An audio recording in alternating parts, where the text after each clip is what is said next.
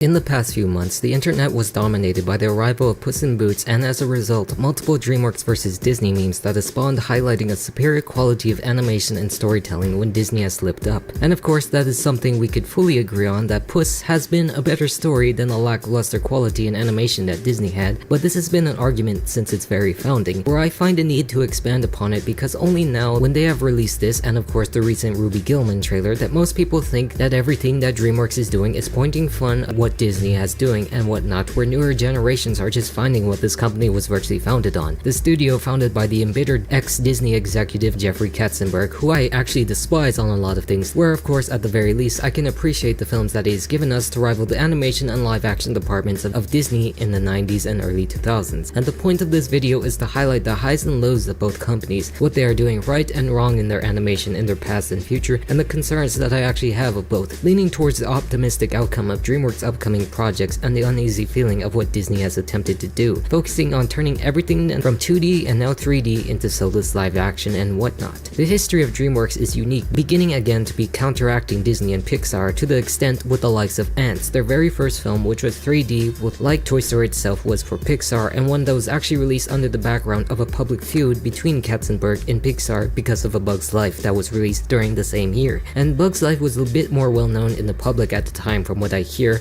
where they were upset at this beginning and thus began this public feud up until their releases, which were literally months within each other, thus beginning the true seeds of what we are seeing present today within the films. And of course, actually both of them are good, where I actually prefer Bug's Life due to my Pixar favoritism during my youth. It's just that the quality was actually there in Bug's Life and it offered a little bit more variety than what Ants actually did. What was also wild about this time is that the DreamWorks also released another film a month after Bug's Life, being The Prince of Egypt, which I consider to be today one of the greatest animated films ever released, and it really showed. This was the film that could be enjoyed by all people of either faith, either non-religious or atheist, over the story of the Book of Exodus about Moses up until the 10 Commandments came in. It was one that proved DreamWorks' ability on their own that could compete to Disney to their very standards, a time where they all did the traditional animation, which I consider to be another loss proven with the release of Shrek and the bombs later on with Sinbad, that these were the only traditional animation that they would ever do, where I really thought they were good at it and could have continued in later on, but then yet again they wouldn't have been quite successful as today without it. And this was still during the time of the midst of the Disney Renaissance, with the successful films like Mulan, Hercules, Tarzan released during the same years, which overshadowed the productions like Road to El Dorado, which was another underrated classic,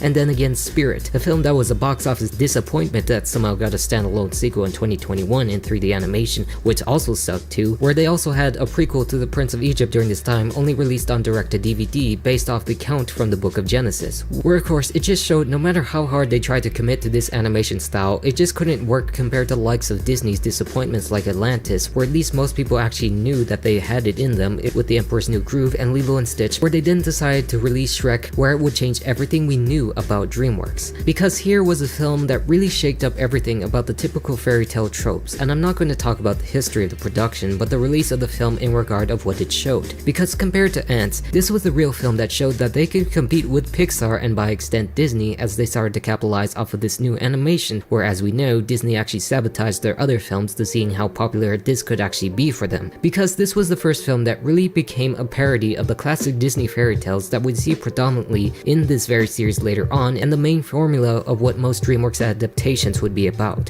where Disney would be more serious in their stories, DreamWorks would actually be more loose and more parody-like, which would actually end their traditional animation because of the disappointments of Sinbad being the last one that closed the door for good, but opening door for great films like Shrek 2, which amazingly continued the greatness of the first film and proved that they were much better at handling sequels than Disney ever could, especially with the likes of their direct-to-DVDs at the time. And the thing that makes them unique is how they don't try to be better than Disney now. At this time, they tried it at first with traditional animation, but apparently that didn't work for them, where they found themselves making something more parody-oriented that still had a serious story at heart. Where of course, in compared to Pixar and Disney, you know you have that typical fun adventures, but mainly they put these serious great lessons behind it, where DreamWorks just like to be let loose and have fun with their messages and whatnot, where they can either work to the extent of the greatest ones or fail to mere utter boredom like Shark Tale. To be fair, also during the same time, Disney actually released their first 3D films like Chicken Little, and of course their last 2Ds like Home on the Range, which are far from good in any way today, but also still had Pixar releasing classics like The Incredibles to make up for it, where leaning heavily into one side actually destroyed the purpose of films like Shark Tale, and the same thing happened again with the release of B-Movie, which I consider to be one of the worst animated movies of all time, because words cannot express how much I hate the plot of what the film is derived from, a bee suing the human race. But beyond that, what I liked about DreamWorks is incorporating these distinct styles from each other during this time that Disney was diving new into this more style and sticking to it with what we know they use today, with the likes of Bolt, Tangled, and where Princess and the Frog was the last traditional animated film that they've ever released. Where despite in the case of DreamWorks perceived as failure, Disney never waned from this type of style of film with the success of Princess and the Frog, and still could continue using the style as of today, even though they pushed for something more safe along the centuries that continued. Because I always had appreciation for what Flushed Away brought, especially Kung Fu Panda 2 with those sequences of 2D animation that blends well with the 3D, which we would see later on. I mean, don't get me wrong, I love these stories in Tangled, Ralph, and Frozen, but I do more appreciate the willingness in DreamWorks' case to dive more into this variety of fields to tell stories that can either be good or bad, but even DreamWorks can come under their own sequel curses and whatnot, with the likes of Shrek the Third and the Madagascar spin-offs, with the Boss Baby intros just being vehemently terrible in my opinion, proving that not everything would always work for either studio. Because once again, during this time, Disney would actually still find that edge in storytelling with this new predominant style, while DreamWorks was actually trying to reassert themselves after the highs of Megamind, doing multiple things that weren't as great as their early 2000s success. Most of them during this period were very mediocre, like Turbo and of course Trolls, with the exception of things like Kung Fu Panda being great during that same time frame. And the interesting thing about these companies is how they constantly go through these weird phases where they can find the right stories until the money is put into question, either in both box office failures or successes that tell the greed of either both Disney or DreamWorks in that regard. How they can find their highs and lows from each other with what we are seeing today. Because this brings us to the back of the state of modern times, with 2022 really bringing the new comeback point for DreamWorks against Disney, where we've started to notice the problems that I've talked about previously, notably in Disney films removing the important part of the stories in their villains,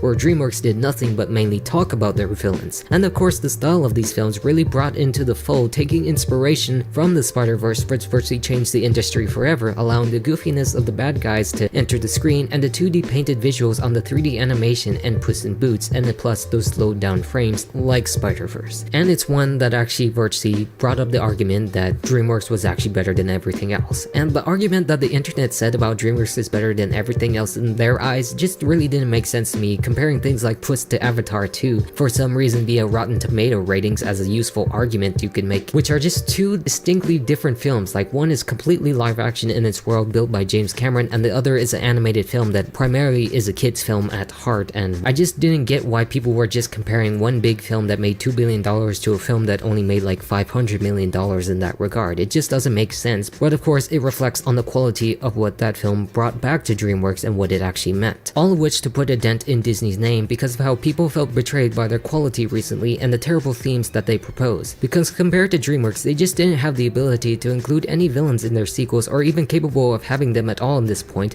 where Puss literally broke that into pieces with 3 distinct villains and distinctive art styles. Where I just hate the fact that anyone just made those stupid edits comparing Disney DreamWorks in 2022 with these films and make it seem like the styles of Luca and Turning Red just paled in comparison with them, which isn't true because you didn't really get those films anyway. Because they are not bad, they are just not for you mainly, whereas of course in the case of DreamWorks, they just did what they always did, just in a new way, improving upon something that they have already done with others in the industry, creating new things that perfected that in different genres like a gang of criminals as the main heroes, or a cat from a property everyone knows too well, because once again, compared to the original Puss in Boots, this sequel actually adds to what the original Shrek films did as well, the type of story that everyone loved that blended the message with its parody of other fairy tale tropes that just worked because it goes against the grain of what we know of. And the idea of the film itself is one that is relatively simple because anyone can virtually get into about because it pertains to life itself, whether it be from relationships, mortality, and whatnot, where Disney just couldn't communicate the right ideas in films like Raya and Strange Worlds, where Encanto is being an exception in that case. And apart from that, most people think the future does look good for DreamWorks in this case, with another Kung Fu Panda film and whatnot, and how people like to meme on Ruby Gillman being the parody of The Little Mermaid because it's released during the same time frame as a live action film, and it looks like a new wacky style that people are just into now, and a continuation of the parodies of what Shrek actually did on Disney. Disney, which of course all of these memes are just new ways for people to looking on shitting on Disney more than needs to be done to feed their petty egos like Katzenberg himself did over 20 years ago, and I think you're very petty for it. Where I just hope it promises more fun than usual with their freakish styles and whatnot, but that has yet to be seen because it kinda looks as goofy as Turning Red style, and you know the reception between both films can differ, where we can only derive with what will actually happen within the time frame where Elemental gets released by Pixar, which is relatively unique, where although that is actually predictable in its plot, I will still keep an open mind for all of them and what it will produce because I love that style. Where of course the future in DreamWorks case also holds Troll 3 during the same time frame, and eventually we will get other things like the Boss Baby 3, which I'm not happy about because for some reason DreamWorks also thinks that this is the pinnacle of their animation, like Shrek for some reason featured in their logos more heavily than I would like to imagine. The problem we will see with this is how we have to treat each individual film differently, not one that is vaguely similar as much as one is very unique from each other, where in this case we can only hope for the best of these studios, where all they need to do is just to prove that. Not one is going to drag them all down, but can set expectations high or low depending on certain situations, where most can agree that Disney is down while DreamWorks and the rest are on the up, where who knows what the future will hold for Disney at this point. Only one new property has been announced for them in Wish that comes out later this year, and the rest are mainly sequels which I have little to no confidence in comparing to DreamWorks announcing their newer films